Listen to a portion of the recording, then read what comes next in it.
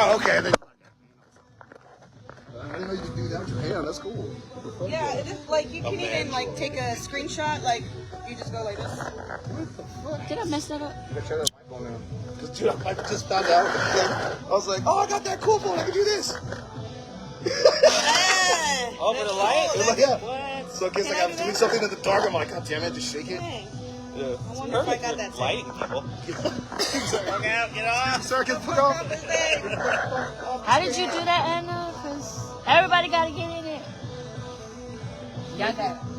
These are the comics you want to record. We're live. Oh shit. Oh, we're live. Oh. Hey, But you can't see. you don't even see me. Yes, Yeah, we do. You're on the show. I gotta be on the show. But it's all the way over there. I know. We gotta yell. All right. All right. So, okay, so you see where the microphone is? Is the microphone picking us up? I mean, The microphone's on the bottom. there you go. Now we're all in it. Yeah, Yeah, let's we're pick us all in up. it. It's picking us up? Yeah. All right. Welcome to another episode of Shenanigans Productions. It's your girl, Sharito. How you doing? Hi. And with me, we got special guests. We got Ana J. Ramirez all the way from Corpus Christi, Texas. Hola, mi gente linda bonita. The #1 sales lady. And we got Steven Pilkington from Mashes Oaks. Hi. And then you already know we got Zeke Cage from Everything, the all-around entertainer, Minor Cryptozoology. He Yes, does yeah. karaoke and comedy. En español, ¿sí? Okay. En español. There's a lot of comedy in español this weekend. So, tonight we're here at RAD Retro East, the one Montana location. This weekend we did a bunch of shows. We did the RAD location in Las Cruces, which is our #1 spot. So thank you so much for that, and for supporting that. And then for the first time ever, we decided, hey, let's bring the comedy show to RAD Retrocade East of Montana in El Paso. And what do you guys think? How did the show go? I loved it. I think this place is a lot of fun. I played a shitload of video games. What about you, Steve? That show was good. It was fun. And then, Steve, you had the pleasure of doing 2 shows because you did the one in Las Cruces Oh, yeah. and the one in Montana. Yeah. So that's another reason why we brought you on, because you already have the history of doing a RAD Retro K show. He's been killing the game and everything, and we like the pinche chinito. Thank you. Chino, chino.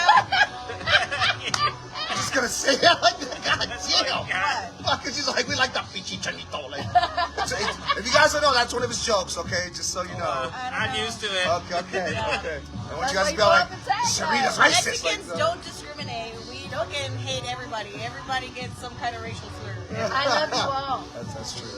The show was great. I was nervous. I farted a couple times, but hey, I had a great time. It was our You over first there time. cropped here. us in the stage? Yeah, I was. That's I was cool. because every other joke I threw out, I'm like, you guys a couple? No. Okay. You guys in the back. You guys a couple? Nope. Oh God, I'm dying up here, literally. Oh my God. What about you guys? So yeah, it was fun. So though. every time the stage changed light because Zeke farted. We literally warmed it up. I kept the mic hot for them, so yeah, they did a good job. Not a Yeah. hot mic. Oh my God. So, Miss Ana Ramirez, #1 sales lady of Corpus Christi, Texas. How's the comedy scene up there? Oh, Corpus is so much fun. We're a big, giant family. We all love each other. It's just a lot of fun. We have a lot of diversity within, like, our different things. You know, we have, a lot of single people. We have married people. We have, we even got a crippled guy, too. I mean, everything. It's a lot of fun, and we've got a lot of venues working and stuff, and I'm proud to say that, like the scene has been putting in a lot of work and getting, we have a roast battle going on. You really gotta watch that. We've been doing that once a month, and it's like a bracket formation. It's going down, so like in November it's gonna start to really get closer into the bracket, and by January I think it's gonna come down to like see who's like the ultimate roaster of Corpus Christi comedy scene, and that has been so much fun. Like, it's just been fun to watch. It's just great. So when you're roast battle competitions, what's off limits? What do you not? Well, each comic has their, like, some comics are like let it ride, whatever, everything. But, you know, there has been a comic or two that's like, oh, I don't want you talking about my wife and kids, or I don't want you talking about, you know, certain things. I mean, and it's also like an unwritten rule. Like, if the person's like already super fat, okay, maybe 1 or 2 fat jokes, but like, don't make that whole set your come up with other shit. Come original. Gotta be original. Yeah. You know, I mean, like, yeah, the obvious, sure, fine, 1 or 2, but you gotta have more than that, and that's really, you know, how you're gonna advance in the roast competition bracket. So with your roast battles, do you do free writing, or is it like a cipher? A guy named Joe Hilliard is actually the guy that put on the roast battle, okay, and it's over here at this place called House Rock. It's a lot of fun, and yeah, the comics are coming prepared because they already know, like, they already know way in advance who they're going against. Really? Yeah. So me being a New Yorker, like, we talk shit on the regular. We don't pre-write the shit talking. It's just when we show up, we look at you, see how you do, and then it's like, all right. Damn, look at that big ass forehead, dude. Exactly. You know, and then we just go into it. I've never heard of the pre-writing. Well, it's because we're doing the brackets, so like we already have like the set outline, so you kind of know who you're going up against. Right. And we're not going through the whole bracket in one night. Like it's literally. But it just amazes me how it's like you can pre-write your jokes out about a person. Because I think Corey Hines, all the way from Lubbock. Love you, Corey. He was like, yeah, I saw you guys' pictures and I just wrote jokes off of that. And I was like, there you go. That's one way to do it. I was like, that's it. That's one way to do it. Okay. Yeah. Now, Steve, you just recently gotten the title of National Touring Comedian. Oh shit! How is the road like for you? Road's been great, man. You know, when you go with cool people, that really makes everything too. Yeah, you just have a good time. Yeah. But as long as you can deliver, that's really Yeah, do your time. Yeah, because if you're not doing so good, They're not gonna bring you back. Yeah, you're not but then also pay your way. Pay your way. Don't just get in the back seat and go sleep. Yeah. Drive at night. Drive at night, you know what we talking about. Right. So since you've been on the road, what's been like your most embarrassing experience so far? Embarrassing. Yeah, because we've all had that embarrassing road trip where like you're sharing a room with one of the comics and you didn't know that they snore worse than anything. It smelled bad. Oh. Yeah. Nothing on. I can't think of anything that was like really crazy on. Well, this we're not one. trying to incriminate nobody. We're just saying what has been your experience. Not on this one. Not really. But when I used to do those toy festival thingies, like that, we had some gnarly people. Like, we had one homie who was like super hippied out, and no deodorant? no deodorant, feet just funking it up, and but you know that's the thing because like nicest freaking dude. Yeah. Yeah, he's the bro, so you don't want to get mad at him. You're just like, yeah, you can crash on a bar. Cool, bro, over there. Way over there. Maybe in the bathtub, close the door. In the bathtub, close the door. Run some soap on it. But We brought our own. yeah, on this trip it wasn't really anything crazy. One thing that happened was me and Otis just like do not manage time well. So yeah, so we kept showing up to these things like to our show like right when we're like about to go on. So like when we did Hyenas, it was literally drive. We got to Fort Worth, like we left San Antonio. We were like, I'm gonna have lunch. Yeah, they were like, well, let's just check what time we should be there. And we're like, dude, this shit's 4.5 hours. We were getting there right like half an hour before it goes. And you know how traffic's fucked up, right? Yeah. So they broke these law. Yeah. Dude, someone like died in front of us. They had it completely taped off and shit. Made everybody like go around. We're like, we're not gonna make it. We're not gonna make it. We're not gonna make it. We didn't even go to a hotel. Literally show up. I go in there, talk shit for like 2 seconds, and I wanted to wear a belt buckle so I could like tuck the front of my shirt in and be like, yeah, nigga, my belt buckle. Texas. Dude, I'm putting the buckle on. I'm not even buckling, and I hear, Stephen Pilkington to this day. I'm like, son of a bitch. So yeah, I ran out there, and I was just like, whoa. But it still ended up being awesome. No one was timing me. Well, okay, so I don't know if they told you, but professionally you're supposed to type something. We all fail at that. He did not It's know. really He nice. didn't know. But he knows It's now. really nice when the comedy club has the light. clock at the end, at the back, you know, so you can kind of tell. Yeah, because if you don't have that, then yeah, it's better if you I have. literally walked in. 2 seconds later, I'm on stage. I didn't even know who was coming up next. Oh, wait, you're the host? Yes. Oh, Wow. I was opening it up. Still did great. It was fun. And then, but I was like, "You guys ready for your next comic?" They're like, "Yeah." And I'm like, "Let me find out who it is." And then I see Otis's face turn the corner. I was like, "Yeah, there it is." I know that guy. Yeah, it's like, yeah. Oh my goodness. So I'm like, I love going on the road and meeting people, and the behind the scenes is like amazing, you know. But Do you have an embarrassing story? An embarrassing story. You been on the road or anything? I don't know, none that I can think of. No, I'm a very timely person. I'm super like responsible about time, and I'm very like calculated about traffic as well. I fucking hate traffic. So I do look at the Google map ahead of time for all of that kind of stuff. I've never like split my pants on stage or anything. I would love to do that. oh my god, that's That would be a lot SpongeBob. of fun, you know what I mean? I did that today at the swap meet though. We went to the Bronco or whatever, and I'm walking around, this lady's like, mija, se te vendó la panocha. I didn't know. Today. I didn't know. And I are like, oh, let's see, what do they have here? Yeah. Oh yeah, so she was giving out diamonds early. Yeah. Fucking diamonds. Ow. And I rode with her, but I wasn't looking at her panocha, so I didn't know this was that. I would have told her. Some friend I am, right? Like, stare at your friend's panocha and make sure it's Yeah. not shiny. Check your friend's panocha any chance you get. Yes. Just to make sure they're not spreading out the For the diamonds. women. Yeah. Well, the guys out You're there. good, Steve. You're Yeah, good. some Ship guys is have up. panochones. I've met a couple of guys or two that have their panochon, you know. That's a real thing in Mexico. El pinche viejo panochón no vale madre. Real life thing. Oh my god. So if you haven't noticed yet, Ana does jokes and English y Español también.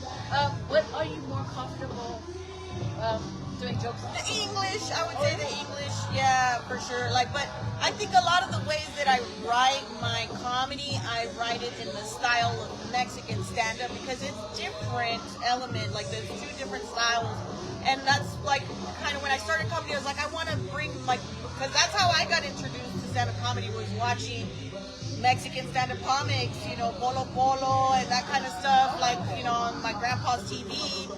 So, like, it's different the way they do it. It's a little, like, storytelling a little bit, but a lot of 1-2 punch as well, and sexual innuendo and things. And so I kind of wanted to bring that, but do it in English for the white people, you know, so I can get paid or whatever. But then, you know, I do love the slang. Like, you know, I'm from Roma, Texas, you know, border, but like on a different border, not this one.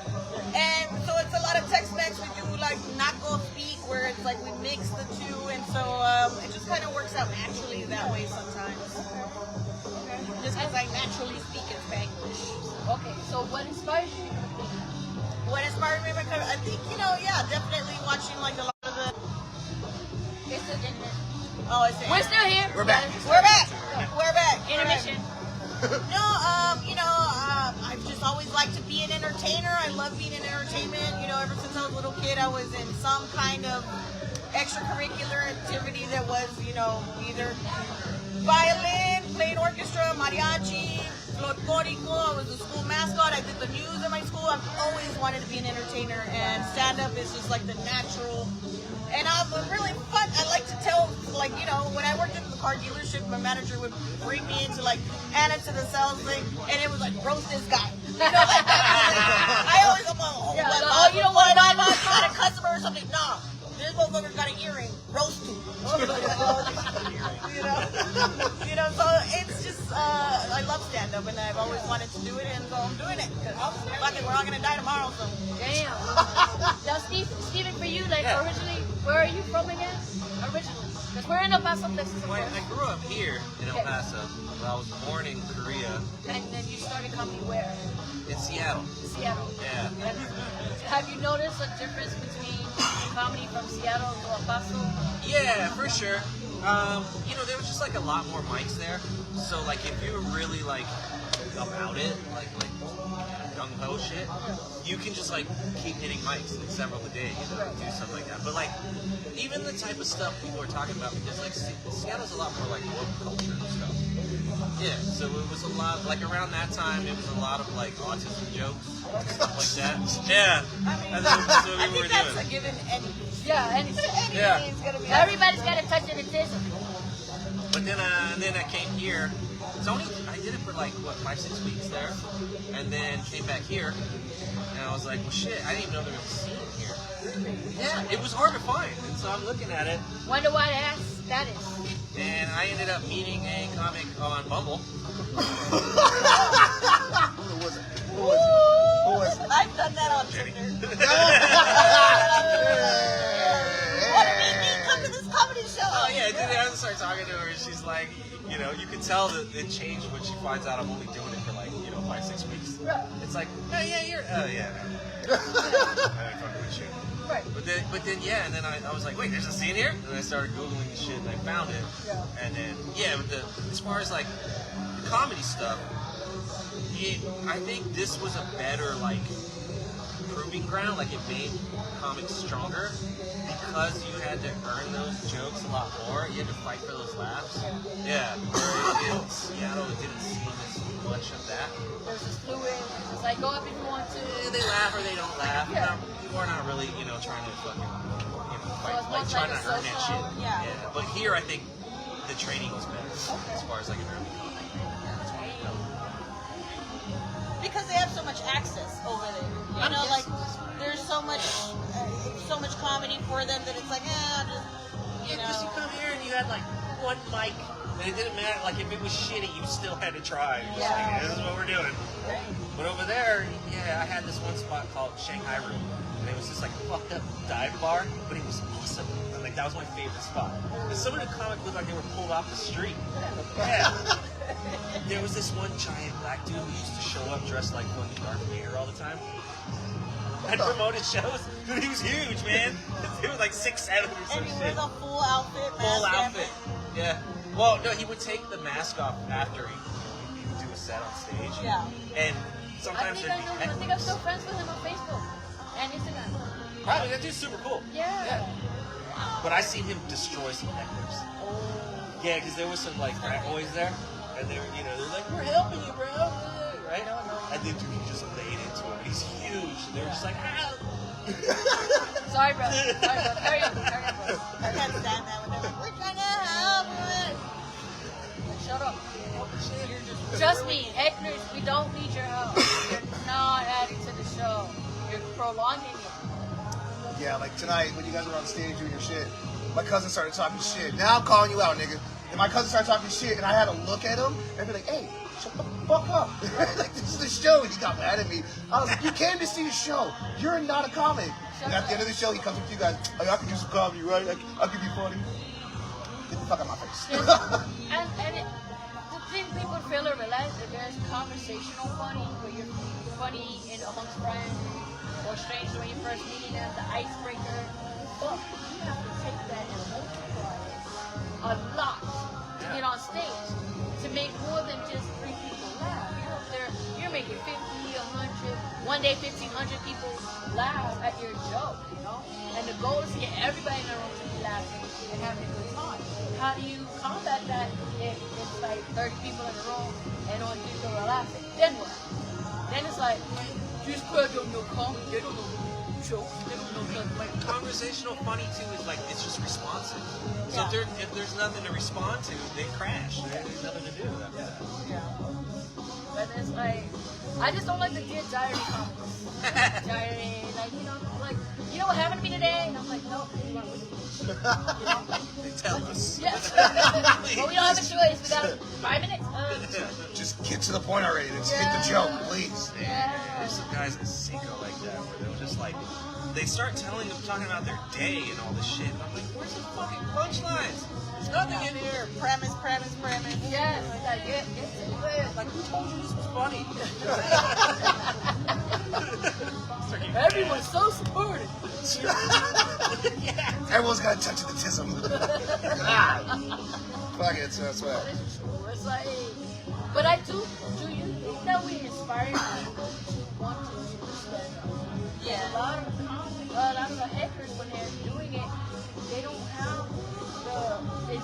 to get on the stage. But they're trying to get you to laugh at them, but they don't want to say, what do you say? How do you handle that? Sometimes I tell people like, look, bitch, I'm not the television. This is not the Dallas Cowboys game. Okay, I'm a human being. Right here in front of you, I'm not trying to have a conversation with you. I'm trying to entertain the whole thing. So I really don't say that, but usually I do that where it's like the Dallas Cowboys thing. I'm not a TV to yell at. Shut the fuck up. Because it feels like they're auditioning for you. Yeah. Like, Yeah. how long did you go to stuff? Yeah. Oh, I'm starting today. Yeah. I luckily don't run into too much heckling, but I do have like a time or two where like somebody wants to straight up have a conversation, and I'm trying to get it like shut the fuck up, you know, like, but it's rare. It's rare. I luckily haven't had any like scary heckling situations like fuck you or something like that, or somebody wanting to fight or anything like that. Because I also don't say nothing super controversial. I mean, the whole time I'm talking about myself. They're waiting at your car, so I'm like, let me see them done. No, Frank, you already got 2 last week. Not last week. That's just crazy. So, what's in store for you coming up? What's in store for me coming up? Honestly, things have slowed down a little bit because the comedy club in Corpus and Mesquite, you know, that's where I was really running, doing stuff, shows, and you know, hosting for the headliners and stuff. But because the whole place is under construction and all that, like, it's all I really have, you know. So I'm just, now that it's holidays and stuff, I'm just trying to focus on doing some more like that, holiday shows and stuff until January, and then, you know, see if we pick up the pieces back up again at the comedy club. If not, you know, I have some really, really big dreams, and you know, I just want to keep those close to my pocket and see, and hopefully they come to fruition, you know, because I am a businesswoman, of course. Yeah. You know what I mean? Boss lady. I'm a boss lady. And Top seller. the dreams are really, really big, and when Number one stunner. I am very competitive, and I'm also very, like, when I set a goal, like, thank God that I'm always able to accomplish those goals. Nice. So, you know, if things don't pan out with the comedy club the way I want, then I said enough. Hey, Steve, what about you? What's coming up? We got a show with the Death in the Hoodie guys on November 8th at the Brunette. Other than that one, I hope I'm not missing anything. But yeah. Oh no, maybe Iggy's show after that, like the 14th. Damning, yeah. Nice. Steve, what do you have coming up? Nothing. He got a show Monday. Okay, yeah, I got. That's a Nazi show. That's not that The conversation. Germans love the black. 'Cause I've been watching a lot of documentaries right now, and I'm like, what's going on, right? Okay, anyways, yeah, I got a show this Monday at A Touch of Germany. It's going to be me, Ozzy, what's the Bobby Bucket. Bobby Buckets, and Armando. So, yeah. So it's gonna be on Monday, 8 o'clock. Come on by. Tickets are $7, and we'll have a good time and shit. And then that will probably be. I'm gonna say it now because I need to get it out. It'll probably be my last show for a while. Because right now I'm trying to focus on my band, and we got some shows coming up. So I'm gonna take a big step back from comedy. I'm still gonna be around. I'm still gonna promote shows with Sharita and Shenanigans and all that. But I'm gonna take a big step back from comedy for a while because everyone else can handle the shit. I'm good. I'm all right. And then speaking of the music, so it's like with your comedy and being a musician, what's been the most rewarding part? Going home after the shows because it gets tiring. Not just the jokes and not just the music. The rewarding part is you get to network with great people and you get to like book yourself in other towns and other cities. It's the same way with the bands when you get to meet other cool bands and you get to work with them and get booked. Like we went to play with this band called Moon Medallion. All the way from Austin, Texas. All in Austin, Texas. So we're hopefully next year we'll get to travel to Austin and go play with them. And we're making a lot of contacts and stuff. We got some people in San Antonio. We got some people in Seattle.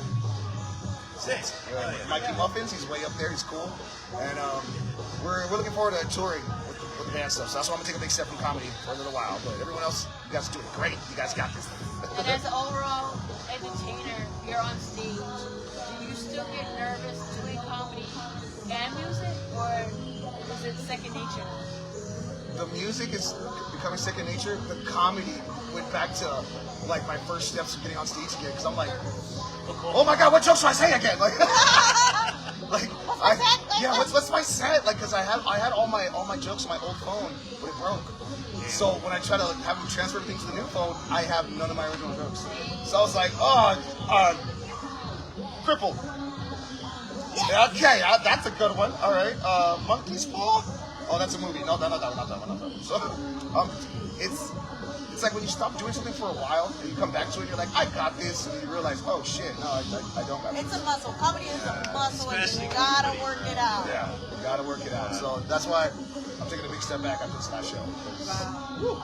It got nerve-wracking.